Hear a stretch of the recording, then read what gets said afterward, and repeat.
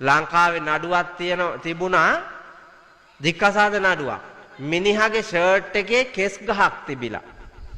වැඩ ඇරිලා ඇවිල්ලා ෂර්ට් එක ගලවලා දීපු වෙලාවේ මෙවුන්දා දිග කෙස් ගහක් හම්බෙලා ෂර්ට් එකේ තිබිලා. ඒක හුළඟේ ගියපු එකක් දන්නේ මේකිගම එකක් දන්නේ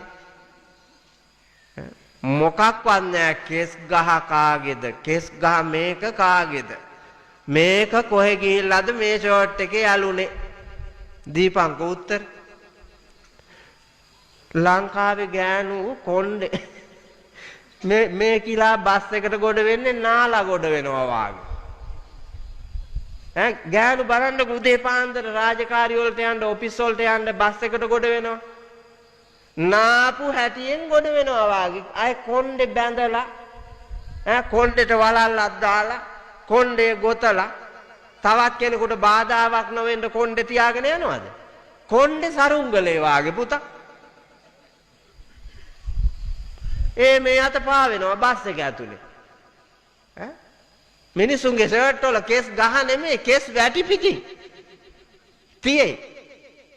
මේ ලෝකෙ ගැන නොදන්න අර ගෑණි රණ්ඩු වෙලා අර මිනිහත් එක්කම් පුතා දික්කසාද නඩුවක් දැම්ම. ගුටි කාලා බැරි තැන දික්කසාද නඩුවක් දැම්ම. දික්කසාද වුණා කෙස් ගහට. බලන්න කොහොමද පුතා උත්තරා කුමාරිගේ නිවීම? ගණිකාවක් ගෙනල්ලා තියලා නිමුව. උපක්‍රමශීලීව ගණිකාවව බෝසත් කළා. ගණිකාව දන ගහලා උත්තරා කුමාරිට වන්දනා කරන තැනට ගෙනාවා. උත්තරා කුමාරිගේ මිනිහා හොර මිනිහා කරගත්ත ගණිකාව මෙච්චර ඉවසීමකින් මේ ගේ ඇතුලේ තමන්ගේ මිනිහත් එක්කන් හොර ගමන් යනවා කියලා දැනම මේ උත්තරා කුමාරිගේ ඉවසීම මගේ අම්මාටවත් තිබ්බේ නැහැ. මේ වාගේ බෝසත් ගෑණියක් මම දැකලා නැහැ. එවැනි බෝසත් ගෑණියෙකුට ද්‍රෝහි වීම සාපයක් කියලා උත්තරා කුමාරි ඉස්සරහා පාපෝච්චාරණයක් කළා. පාපෝච්චාරණයක් කරලා තමන් වරද පිළි අරගෙන අම්මා හැටියට මගේ මුළු ජීවිතේම ඔබතුමිය ළඟ ඉන්න මට වාසනාව ලැබේවා කියලා ප්‍රාර්ථනා කරා. උත්තරා කුමාරි ඉසපිරිමැදලා සමාව දුන්නා. ඒක බලාගෙන හිටපු මිනිහා ඈත ඉඳලා ආවා. ඇවිල්ලා ඇහුවා දාසිගෙන් ඇයි වැන්දේ කියලා. ඒ ගමන කියනවා ඔබත් නොදුටු මාත් නොදුටු. මෙතෙක් දිවි ගමනේ මා නොදුටු ලොව සිටිනන් ශ්‍රේෂ්ඨ ගැහණියා. මෑ ඔබ ඇය ගැන දැකලා නැහැ. මාත් ඇය ගැන දැකලා නැහැ. ඒත් උතුම් කාන්තාවක්. මේ ගේ ඇතුලේ සිද්ධ වෙච්ච සියල්ලම උත්තරා කුමාරිය දැනගෙන හිටියා. නමුත් ඇය මට සුරතල් තමන්ගෙම දියණියට වාගේ සියලු තැනදී සැලකුවා. කෙස් ගහක අබමල් රේණුවක ද්වේෂයකින් මට සලකලා නැහැ. ඒ වාගේ උතුම් ගෑනු හිගයි කිව්වා ලෝකේ. ඒකලා කුමාරයා ඊට පස්සේ අහනවා ඔබ එහෙම වුණේ කොහොමද කියලා. ඒ ගමන කියනවා තුනුරුවන් ගැන. ඒ ගමන තුනුරුවන් බලන්න යන්න ඕන කියනවා. තුනුරුවන් බලන්න හතර වරිගෙම පවුල් දෙකේම එක් අහුවෙලා දානෙත් හදාගෙන ලෞතුරා බුදුරජාණන් වහන්සේ ඇතුළු මහරහතන් වහන්සේලා වැඩ ඉන්න විහාරයට යනවා. දානෙ දීලා ඉවර වුණාම බුදුහාමුදුරුවෝ ඒ විහාරෙදී උත්තරා කුමාරිගේ ගුණය වර්ණනා කරමින් මම මාතෘකා කළ ගාථාව කිව්වා. මොකද්ද ගාථාව? අක්කෝදේන ජිනේ කෝදං අසාදුං සාදුනා ජිනේ ජිනේ කදරියන් දානේන සච්චේ නාලික වාදින. පින්නතුනි ගාථාව අනුව බණ කියන්න තව පැය දෙකක් ඕන.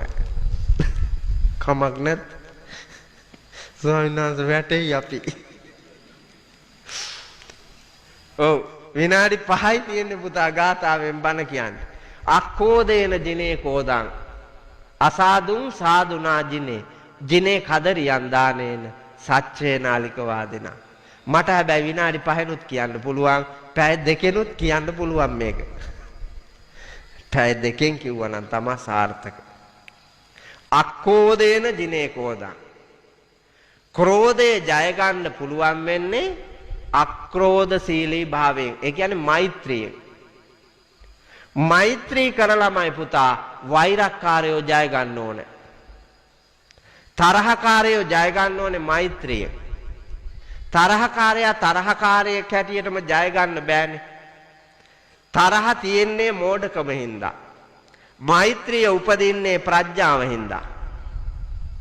පින්නතුනි මෝඩයෙක් ඉදිරියේ මෝඩයෙක් හැටියටම රඟපෑවොත් මිනිහා එක වචනයක් කියලා බයිනවා, ගෑණි තව වචනයක් කියලා බයිනවා. ඒකට දෙන්නාම මෙහෙම මතභේදයක් ගොඩනගා ගත්තොත්, වාග් හුවමාරු වුණොත්, වාග් හරඹයේ නිමාව ගුටි බැට හුවමාරුවකින් නතර වෙනවා. ගුටි බැට හුවමාරුවකින්. කීර්ති ජයන්ත ඕවයිසි මහත්තයා අපේ පොලිසියේ වැඩ කරන කාලේ පවුල් අර්බුදයක් ආවා. ගෑණි දත් දෙකක් තරන් ආවේ පොලිසියට. ඔව්. අර කදත් දෙක කඩලා. මේක සීරියස් කේස් එකක් කිරියන්. දත් දෙකක් තරන් ඇවිල්ලා පැමිණිල්ලක් දැම්මා.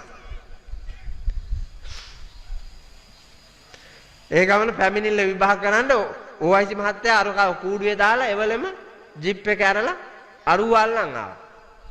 එන අතරේ මට කෝල් එකක් දුන්නා අපේ හාඳුන්නේ අරුම පුදුම නඩුවක් තියෙන්නේ වඩින්නකෝ කියලා. මාත් ගියා. මට එච්චර මේ වාගේ වැඩ නෑ පුතා ඒ කාලේ. මාත් ගියා. ඔෆිස් එක ඇතුලේ ඇහෙනවා යුද්ධේ වාගේ. අර ගෑණි බෙලි කටු මල්ල හැලුවාසේ හොල්ලන. මිනිහාට කියන්න දෙන්නෙත් නෑ, ඕයිසි මහත්තයාට කියන්න දෙන්නෙත් නෑ, මේකිමයි කියන්නේ. මාත් ගියා.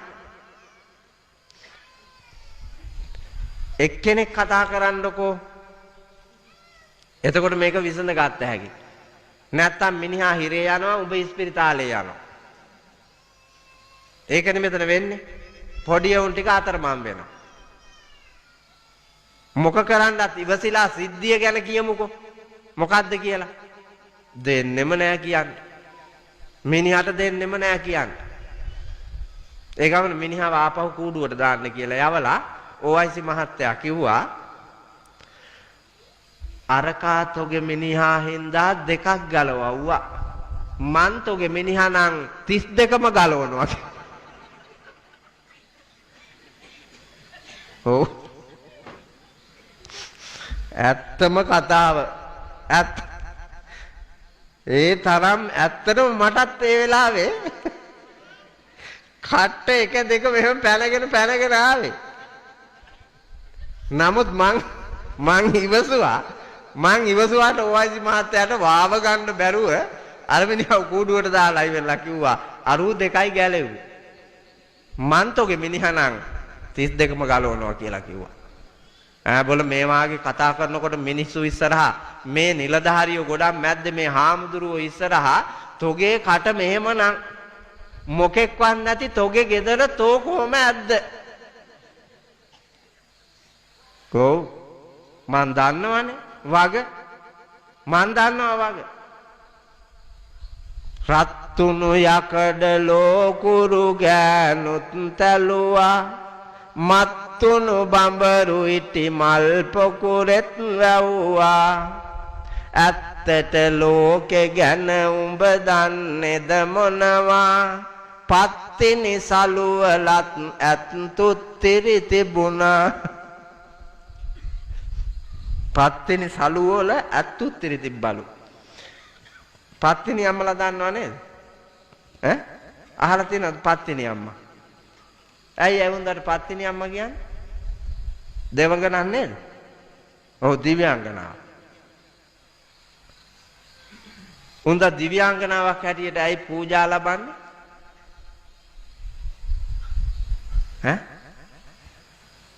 මේ කිරියම්මාවරුන්ගේ දාන තියනවද? මේ පළාතේ නැද්ද? කිරියම්මාවරුන්ගේ දාන. ඒවට පිරිමිද යන්නේ? ගෑනු යන්නේ නේ. එහෙනම් මේ කියලා දන්නේ නැත්තේ.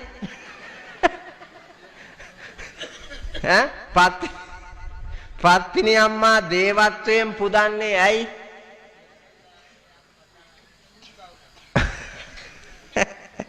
පතිවෘතා සීලේ හින්දා. ඒකත් පිරිමියෙක් තමයි කියන්නේ. පතිවෘතා සීලේ හින්දා. දැන් ඒ පත්තිනි අම්මා වෙනුවෙන් මෙවුන්ද ළමේ යන්නේ. දැන් ඒතර වරකාපොළ පත්තිනි අම්මලා දානෙට වඩින. හොඳට බලන්න සලුව. හීන් තුත්තිරිද තියෙන්නේ ඇත් තුත්තිරිද? හීන් තුත්තිරි නම් හේනේ කුඹුරේ වත්තේ පිටියේ පිට්ටනියේ ඇවිදිනකොට ඇනෙන්නේ. ඇත් තුත්තිරි. ඇත් තුත්තිරි ඇනෙන්නේ කොයි ගියාම? මූකලම් පැන්නාම. මූකලම් පැන්නාම පත්තිනි අම්මලා වාගේ රංගපානවලු හයිය තිබ්බ කාලේ මූකලම් පැනලා.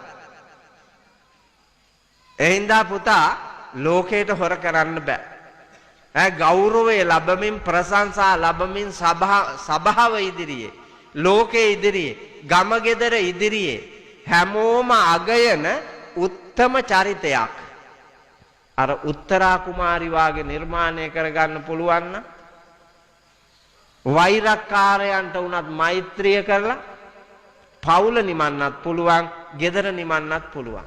මන් දන්නවා වරකපොළ නෑ ඒක. ප්‍රායෝගිකව මම මේ කියන්නේ. මට බොරු කියන්න බෑ. යට ගිය දවසේ බරණැස් නුවර බ්‍රහ්මදත්ත නම් රජුරු කෙනෙකුන් රාජ්‍ය කරන කාලේ ගෑණියෙකුයි මිනිහෙකුයි හිටියා. මේ උන්දලා යට ගිය දවස දන්නෙත් නෑ, බරණැස් නුවර දන්නෙත් නෑ, බ්‍රහ්මදත්ත දන්නෙත් නෑ, අර ගෑණිය මිනිහයි දන්නෙත් නෑ. හැබැයි දැන් වරකාපොළ සිරිපාලයි සුමනයි කිව්වොත් දන්නවනේ. හොඳට දන්නවා. වරකාපොළ ගිනි ගන්නා ගෙවල් ටික කියලා කියපු ගමන් මේ උන්දලාට පේනවා. ගිනි ගන්න හේතුව ඔබම දන්නවා ඇති කියලා මං කිව්වනම් ඇති. එතකොට ඔබට පේනවා. අර ගෙදර වෛරය තියෙනවා, අර ගෙදර ගංජා බොනවා, අර ගෙදර කුඩු බොනවා, අර ගෙදර අරක්කු බොනවා, අර ගෙදර නෑන්දයි ලේලි දෙන්නා ගාව මහා බරපතල ඛේදනීය වෛරයක් බැඳගෙන ඉන්නවා. ඒ ගෙදර ගෑණි අනාචාරය යනවා, මේ ගෙදර මිනිහා අනාචාරය යනවා. ඒකයි මේක ගිනි අරගෙන තියන්නේ කියලා ඔබටම පේනවා.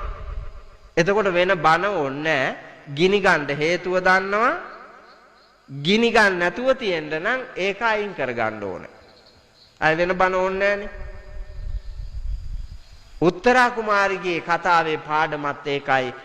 වෛරය නැති කරන්න, මෛත්‍රිය බෝ කරන්න. අසාදුන් සාදුනා ජිනේ. අසත්පුරුෂකම නැති කරන්න, සත්පුරුෂ වෙන්න. අසත්පුරුෂ. අසත් කියන්නේ අයහපත්. පුරුෂ කියන්නේ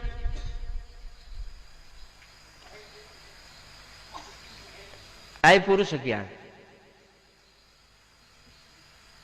පුරුෂ භාවයේ තියෙනවද? එහෙමයි ස්වාමීන් වහන්සේ කියලා දැන් සමහරුන්ට හිතේ නෑ. පුරුෂ භාවයේ හිගයි. ඔතන පුරුෂ කියලා කිව්වේ පුතා පෞරුෂය.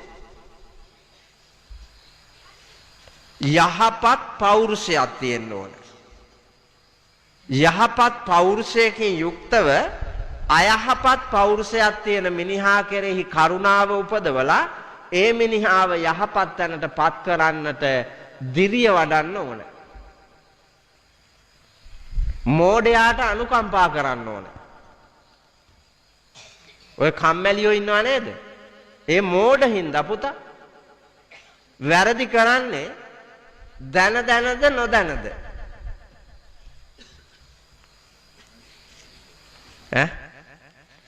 වැරදි කරන්නේ දැන දැනද නොදැනද?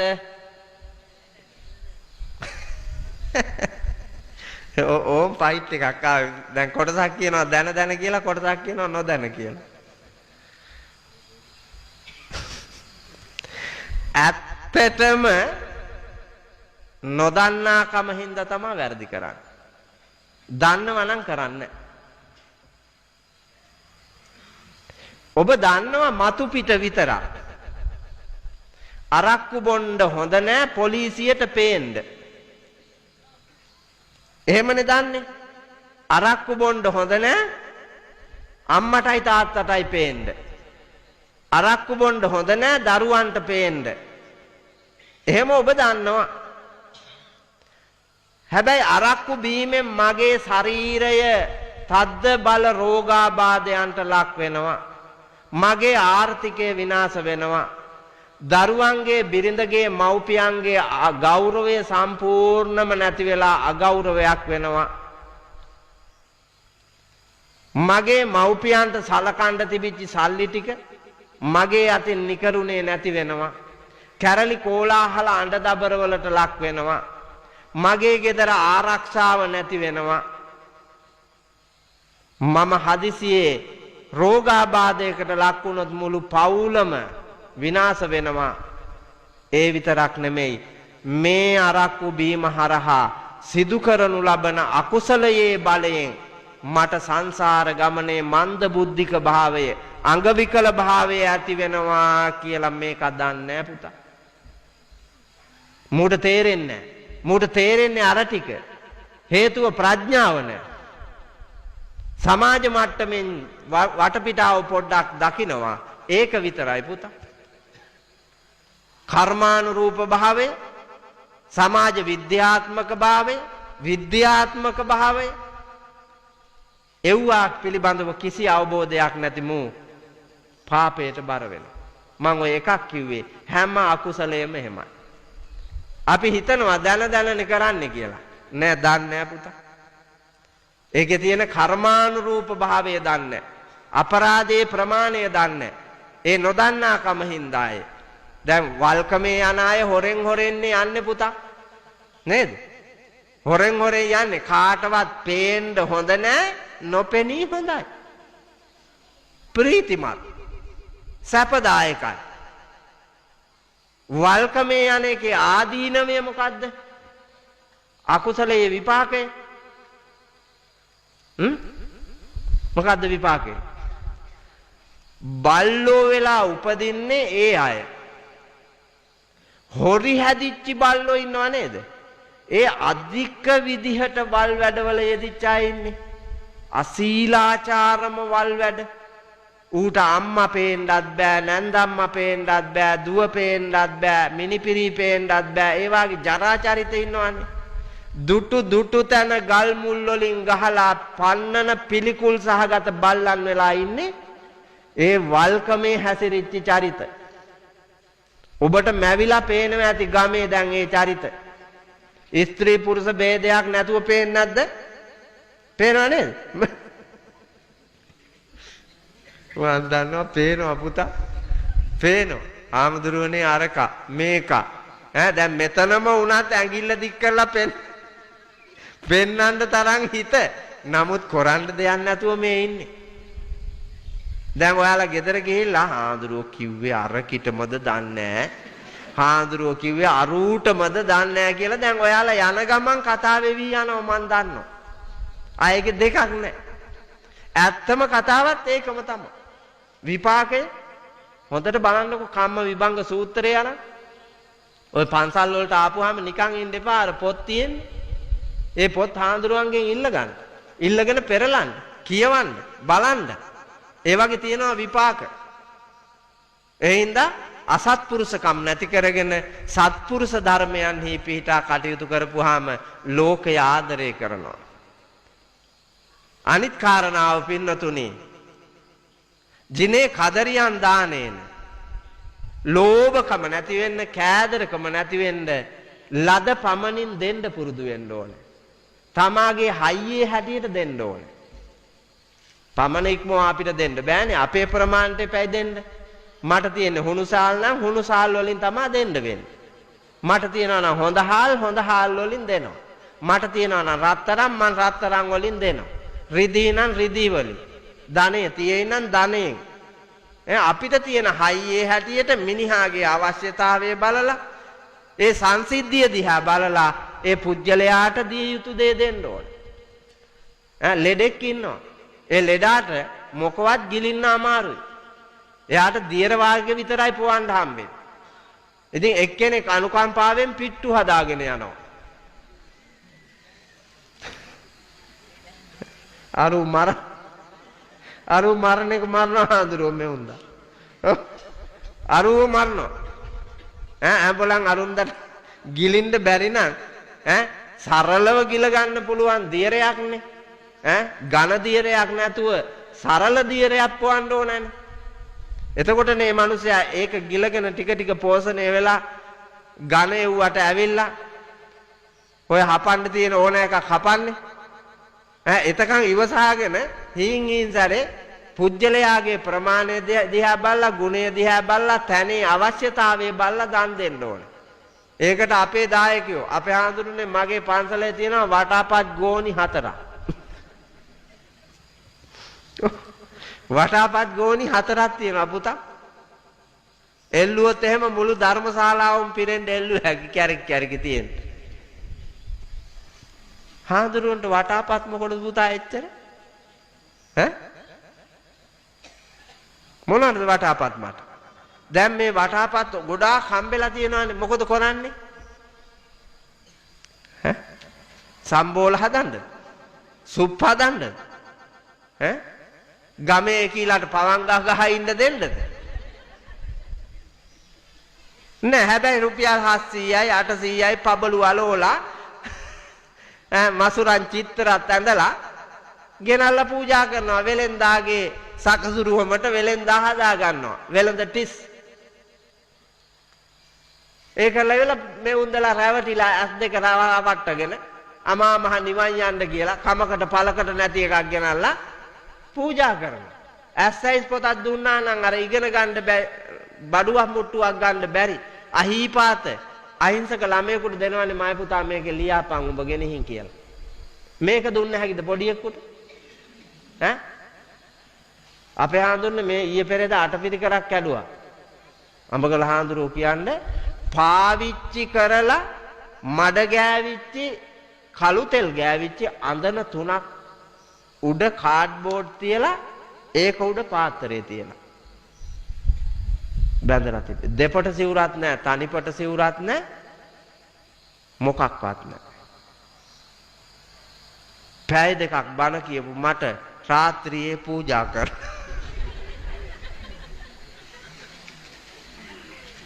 එහෙනම්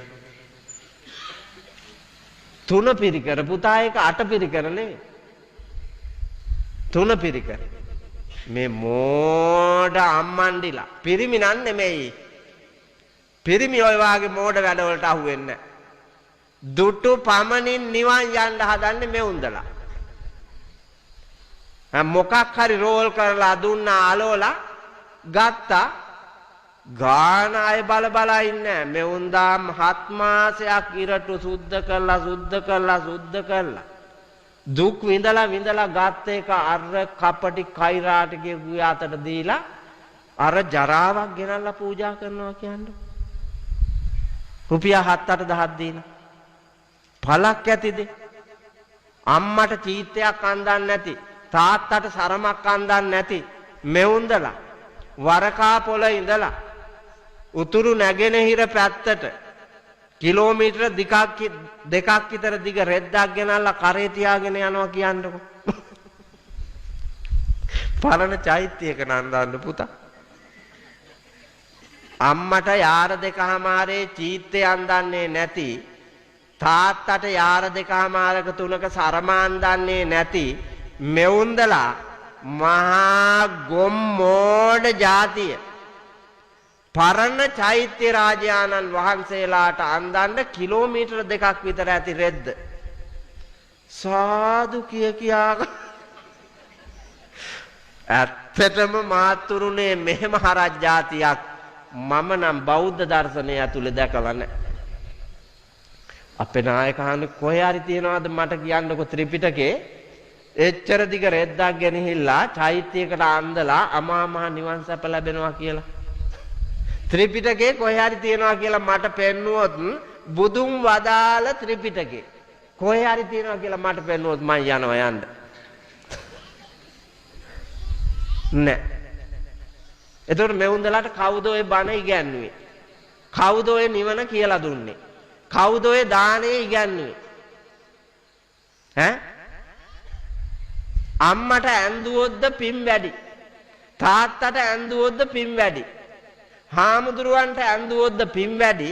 චෛත්‍යයට ඇඳුවොත්ද පින් වැඩි. මට කියන්න.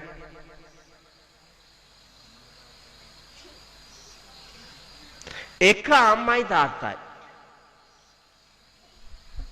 ගෙදර බුදුන්ට නොදී බුද්ධ පූජාවවත් තියන්න එපා කිව්වා. අම්මයි අප්පච්චි දෙන්නා බඩගින්නේ නම් බුද්ධ පූජාව ගේන්න ඕනේ නැහැ කිව්වා. ඒ දෙන්නාව පෝෂණය කරන්න. ඒක එක. දින්නාහම් භික්කවේන සුප්පතිකාරම් වදාමි කතමේ සම්දින්නම් මාතුච්ච පිතුච්ච.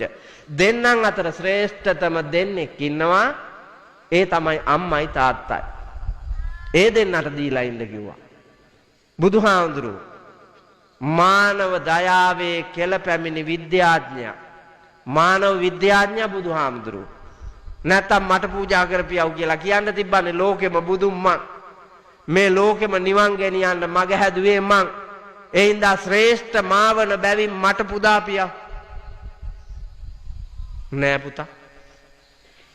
මානව විද්‍යාඥයා ලෝකේ ඇත්ත ඇති සැටියෙන් දැනගෙන මිනිහෙකුට පූජාවක් කරන්නට තරමට මූගේ ඔළුව හැදුවේ. මේ මිනිහව නිර්මාණය කෙරුවේ. ඔබව නිර්මාණය කෙරුවේ බුදුහාමුදුරුවෝ නෙමෙයි. ඔබව නිර්මාණය කෙරුවේ හාමුදුරුවෝත් නෙමෙයි. ඔබව නිර්මාණය කෙරුවේ ගුරුවරුත් නෙමෙයි. ඔබව නිර්මාණය කෙරුවේ ඔබේම අම්මයි, ඔබේම තාත්තයි. ඒ දෙන්න තමයි බුදුන් දහම් සංගුන් ත්‍රිවිධ රත්නයම ඔබට පෙන්වලා දුන්නේ. එතකොට මුල්ම බුදුවරයා ගේ ඇතුලේ, මුල්ම ගුරුවරයා ගේ ඇතුලේ ඒ අම්මයි අප්පච්චි දෙන්න. ඒ දෙන්නාට පූජා කරන්න නැති එව්වා. තුනුරුවන්ට එපා කිව්වා. ඒ හින්දා පින්නතුනි ශ්‍රේෂ්ඨ දේ කරනවා මිසක් මිත්‍යා දෘෂ්ටික ඇසින් බලා ඒ වාගේ ඇලෙන්නේ නැතුව යහපත් ගමනක් යන්න මහන්සි ගන්න. මට දීලා තිබිච්ච වෙලාව ඉවරයි. අනිත් කාරණාව පින්නතුනි සත්‍යේ නාලිකවාදේන අසත්‍ය ජය ගන්න නම් සත්‍යවාදී වෙන්න. මේ ලෝකේ ඇත්තක් තියෙනවා. ඒ ඇත්ත මත පිහිටලා ගමන් කරා. ඒක නැත්තේ ලංකාවේ පුතා. බොරුව, වංචාව, දූෂණය මේ ලංකාවේ තියෙන. එහෙනම් ඒක ගේ ඇතුලේ ඉඳලාම රජවාසල දක්වාම තියෙනවා. එක තැනක නෙමෙයි. අපේ පන්සල් වලත් තියෙනවා නේ හාමුදුරනේ බොරුව, වංචාව. මම දැන් එනකොට අඹගල හාමුදුරුවොත් එක්කම් විහාරස්ථානයකට ගිහිල්ලා ආවේ. ඒවා කලිතම් පවත්වාගෙන ඇවිල්ලා තියෙන එක ඇතුලේ බොරුව, වංචාව තමයි තිබිලා තියෙන්නේ. නැත්තම් මං හිතනවා මේ පළාතේ තිබ්බ ආදිත පරණ එකක්. අර සමහර ගොඩනැගිලි වල දින ගහලා තියෙනවා 1700 ගණන් වල නේ හාමුදුරනේ. 1700 ගණන් වල නිර්මාණය කරපු ගොඩනැගිලි. හැබැයි ජරා වාස වෙලා දියසෙවල් බැඳිලා එකක්වත් නිර්මාණශීලී ගොඩනැගිල්ලක් නැහැ. අහිංසක මිනිස්සු ආපහු ඒවා නිර්මාණය කරන්න කැප වෙනවා. නමුත් ස්වාමින් වහන්සේලා නැහැ. බාරකාරයෝ කොහෙදෝ ඉන්නවා. බාරකාරත්වයේ තියාගෙන ඉන්නවා. කාටවත් එන්න දෙන්නෙත් නැහැ. අරකමයි කියන්න වෙන්නේ පුතා. බල්ලා පිදුරු කන්නෙත් නැහැ. කන ගොනාට දෙන්නෙත් නැහැ. සම්බුද්ධ ශාසනය විනාශ කරන්නේ භික්ෂු භික්ෂුණී උපාසක උපාසිකාවෝ විනා අන්‍ය ජාතිකයොත් නෙමෙයි, අන්‍ය ආගමිකයොත් නෙමෙයි. වැටයි නියරයිමයි ගොයන් කන්නේ පුතා.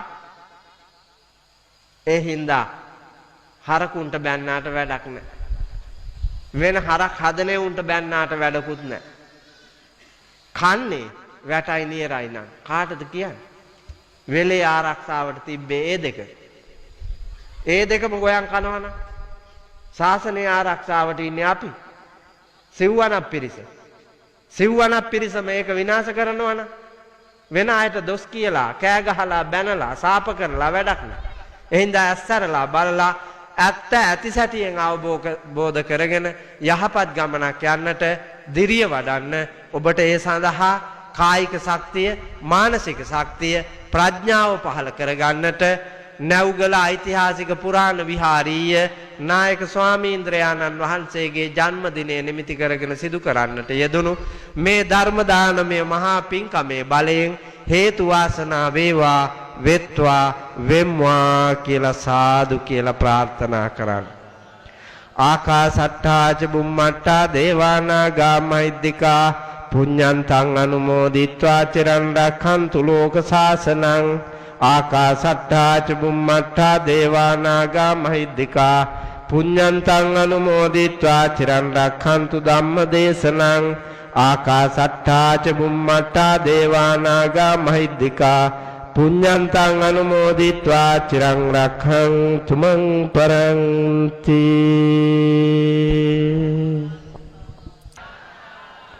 සියලු පූජාවෝ පූජා වේවා පූජා වේවා පූජා වේවා කියලා සාදුකාරයක් පවත්තන්. ඉච්ඡිතං පත්තිතං තුයං කිප්පමේව සමිජ්ජතු සබ්බේ පුරෙන්තු චිත්ත සංකප්පා චන්දෝපන්න රසීයතා. ශ්‍රායිතර තිලක සකලඤ්ඤේය සාගර පාරගතානි දේශනායක ගුණ රත්න මන්දිරාය මානෝ භාග්‍යවත් තිලෝගුරු අමාමෑණී බුදුරජාණන් වහන්සේගේ ශ්‍රී මුඛයෙන් මధుර මනෝහර කොට කුරවී කනාද ගම්බීරාලාපයෙන් දේතිත මීරි ශ්‍රී සද්ධර්මයෙන් කොටසන් නැව්ගල ඓතිහාසික පුරාණ විහාරීය පරිශ්‍රයේ කරවන ලද මනරම් දම් සභා මණ්ඩපයේදී දේශනා කරවාගෙන වතපිළිවෙතෙහි යෙදමින් අන්‍යෝන්‍ය වශයෙන් ගිහි පැවිදි සබඳතා වර්ධනය කරගනිමින් වඩන ලද දාන සීල භාවනාදී ත්‍රිවිධ පුණ්‍ය ඵල ධර්මයෝ කුල ප්‍රවේණිගතෝ විහාර ගණේ අපවත් වී වදාලා වූ නායක ස්වාමීන්ද්‍ර වර ප්‍රමුඛ ගෞරවනීය මහා සංඝරුවන පින්ගන්න වේනම් උන්වහන්සේලා සෑම සියලු දෙනාටමත් මේ වෙහෙර විහාර ගම්බිම් මිඩං කඩම් අම්මාවත් ඇලදොල ගංගා කෙත්තතු ගාකොළ තුරු ලතාවෝ තනා තබා අපේ ජීවිත අපට උරුම කර දී මිය ගිය අපේම හැදූ වැඩූ තැනූ අම්මා තාත්තා අත්තා මුත්තා නත්ත පනත්තා ආදී කුල දෙටුවෝ පින් ගන්න වේනම් ඒ හැම දෙනාටමත් මේ පින් කුසල් වේවා සසරේ අතරමන් නොවේවා. ලෞතුරා බුදුන් දකමා මහනිවනින් සනසීම ලබත්වා.